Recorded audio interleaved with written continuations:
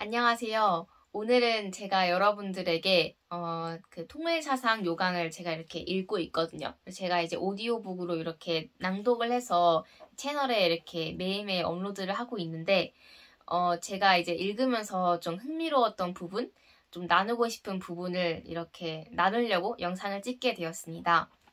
일단은 저는 지금 이제 거의 제 3장 본성론을 끝내고 있는데 이 부분을 읽었을 때 일단 저는 그 통일사상 요강은 뭔가 정말로 똑똑하고 정말로 마음이 열려있고 정말로 진실한 그런 사람들, 그런 사람들이 꼭 읽어야 하는 책이라고 생각합니다.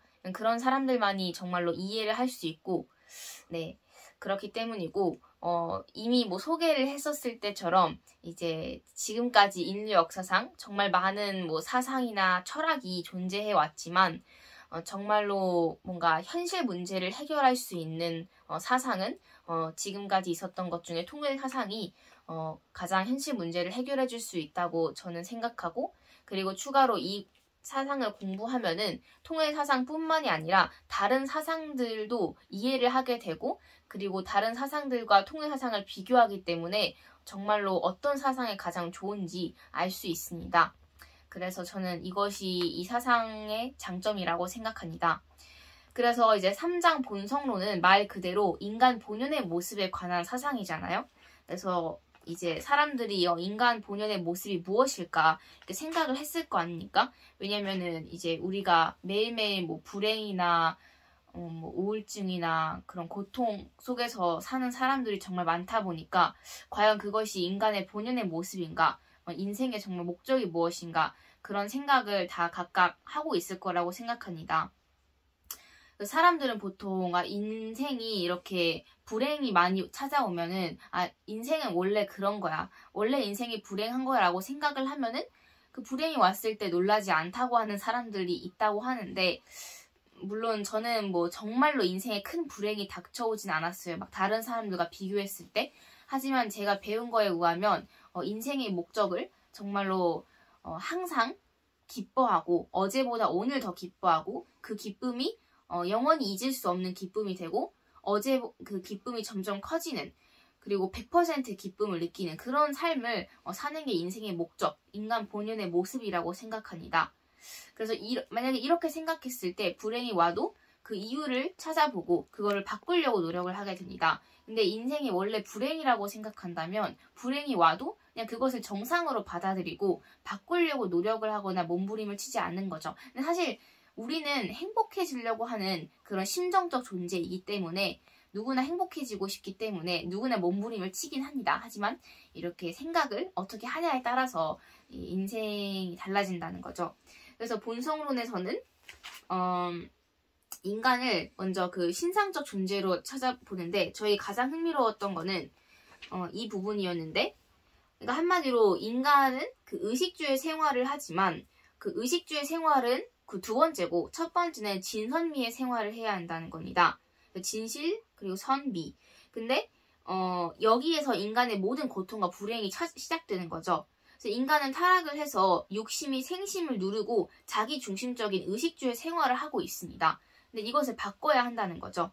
그래서 마음이란, 본심이란 생심과 욕심이 수소작용을 해서 합성일체화한 것인데 이제 그 가운데 심정이 있는 거죠. 그러니까 아무튼 그래서 그게 정말 흥미로웠고, 인간은 양성과 음성의 조화체라는 게 이제 인간은 결혼을 해서 부부가 하나가 되었을 때 이제 완벽한 인간의 모습을 갖춘다라는 뜻인데, 네 가지를 지금 이렇게 다루고 있는데, 한마디로 이제 하나님도 이성성상이에요. 하나님도 남성적 존재가 있고 여성적 존재가 있는데 하나님은 자신의 그 모습을 나눠서 남자 여자를 창조한 거예요. 근데 본연의 부부는 각각 하나님의 양성과 음성의 이성성상 중에 한 성을 대표한 존재이죠. 그래서 저는 하나님의 여성적인 면을 대표하는 존재라고 할 수 있는데, 그리고 두 번째는 본인의 부부의 결합은 하나님의 창조 과정의 마지막 단계이기 때문에 부부가 하나가 된다는 건 우주 창조의 완료를 의미하고, 셋째로 본인의 부부는 각각 인류의 절반을 대표한 존재이기 때문에 남편은 전 인류의 남성을 대표하고 아내는 전 인류 여성을 대표하는 거죠. 그러니까 제가 결혼을 한다는 건 이 인류 뭐 45억의 남자 중에 한 명을 만나는 거지만 그 한 명은 이 모든 남자를 대표하는 거죠. 그렇게 하면 내가 내 남편을 사랑한다는 건 이 모든 인류를 사랑한다는 그런 뜻이 되는 거죠. 그래서 정말 이게 놀라웠습니다. 그리고 네 번째로 본인의 부부는 가정의 절반을 대표한 존재이기 때문에 부부가 결합한다는 건 가정의 완성을 의미한다고 합니다. 이거 정말로 흥미로웠고요. 본성으로 본 인간관을 한마디로 표현한다면 그것은 애적 인간이라고 했습니다. 그러니까 사랑을 실천하는 인간이라는 거죠. 그래서 오늘날 가정 문제나 사회 문제가 심각하게 되고 있는 이유는 부부의 모습이 모두 본래의 모습이 아니라는 거죠. 그래서 우리는 먼저 성숙한 다음 부부로서 성숙한 이렇게 두 가지의 그런 숙제가 있다고 할 수 있습니다. 그래서 이것이 흥미로웠고요. 그리고 인간이 다 특별하고 다 이렇게 하나님 앞에 평등한 이유는 바로 하나님께서 그러니까 모든 인간은 이제 개별상, 그러니까 개성체가 있기 때문인데, 그래서 인간의 개별상은 동물이나 식물과는 다르게 각 개인마다 그 개별상이 있어요. 그래서 얼굴도 다르고, 뭐 성격도 다르고. 동물은 물론 좀 다르게 생겼지만, 동물은 집단으로 이렇게 있잖아요. 그래서 하나님은 인간 한 사람 한 사람을 대하면서 특유의 자극적인 기쁨을 얻기 위해서 인간에게 개인마다 독특한 개별상을 주었다고 했습니다. 그래서 이것이 정말 흥미로웠고, 그래서 인간의 개성이 존중시 되어야 하는 이유가 이제 우연적인 것도 환경의 산물도 아니고 하나님의 개별상에서 유래된 것이기 때문에 그래서 이렇게 존중시 되어야 한다는 거죠. 그래서 보통 뭐 우리가 범죄를 하는 그런 사람들을 보면은 정말로 인간을 뭔가 인간으로 취급하지 않고 동물보다 더 낮게 취급하는데 그래서 그것이 정말로 슬펐습니다. 그리고 두 번째는 신성적 존재인데 그래서 인간은 그 심정적 존재, 로고스적 존재, 창조적 존재 이렇게 세 가지가 있는데 이 심정적 존재가 가장 중요하다고 하거든요. 그래서 인간은 남을 위해서 살고 싶어하는 존재죠. 사랑을 통해서 기쁘고자 하는 정적인 충동이 있기 때문이다. 그래서 이 부분이 정말 중요한 것 같은데 그래서 인간에게는 그 심정이 인격의 핵심이 되게 되어 있는 겁니다. 그래서 아무리 인간이 뭐 축구를 잘하고 뭐 말을 잘하고 한다 해도 남을 위해서 살고자 하는 마음 그런 마음이 드러나 있지 않다면 그런 사람은 완성한 인간이 아닙니다. 그렇기 때문에 인간이 하나님의 심정을 계속적으로 채우려면 드디어 하나님의 심정을 완전히 상속받게 되는데 그러한 인간은 사람이나 만물을 사랑하고 싶어요. 왜냐하면 사랑하지 않으면 마음이 괴롭기 때문이죠. 근데 타락 인간은 사람을 사랑하는 걸 되게 어렵게 느끼게 되죠. 하지만 하나님의 심정과 일치된 자리에 이르게 되면 생활 그 자체가 사랑의 생활이 되는 거죠.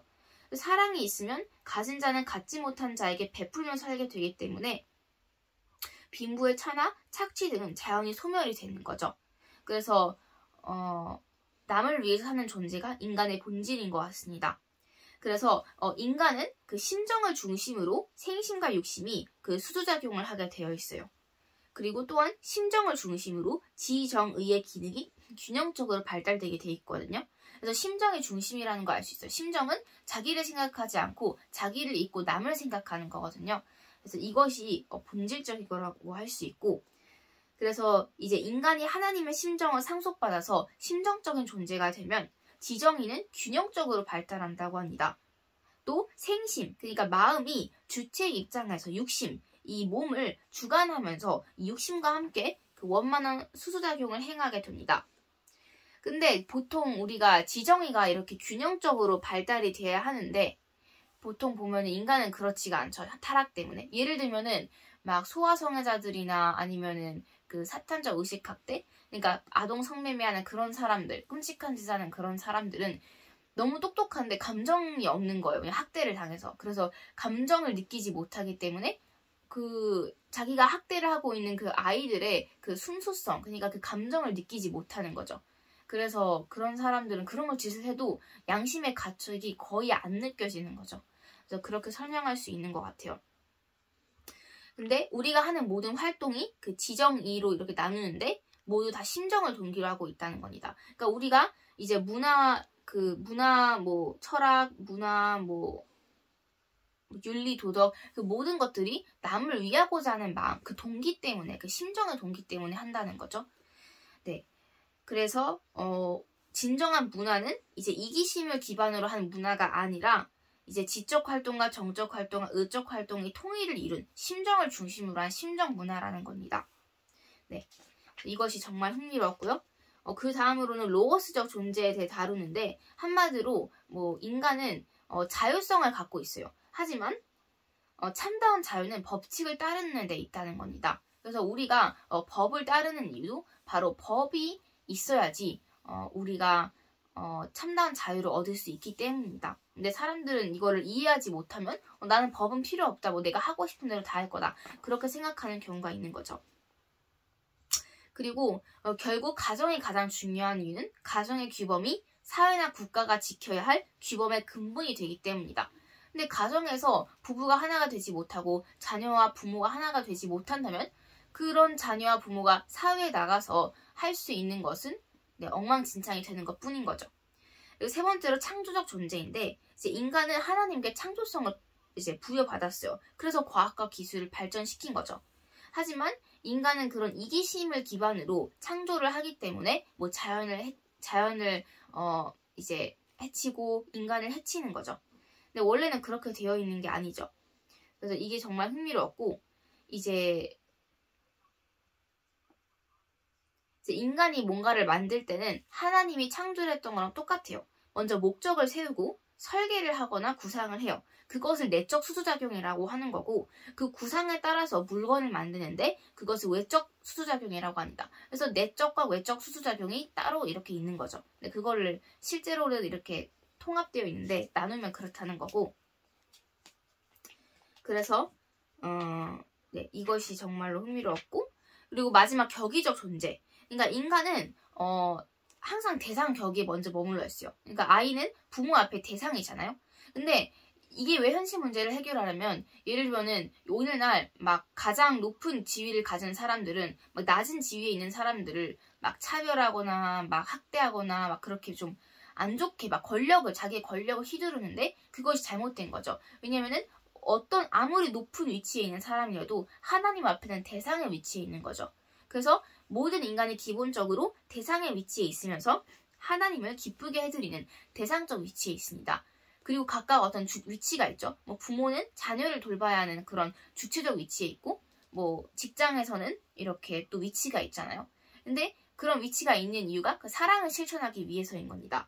근데 문제가 뭐냐면은 이렇게 항상 주체와 대상이 있어야 되는데 지금 오늘날 사람들은 주체에만 있고 싶어요.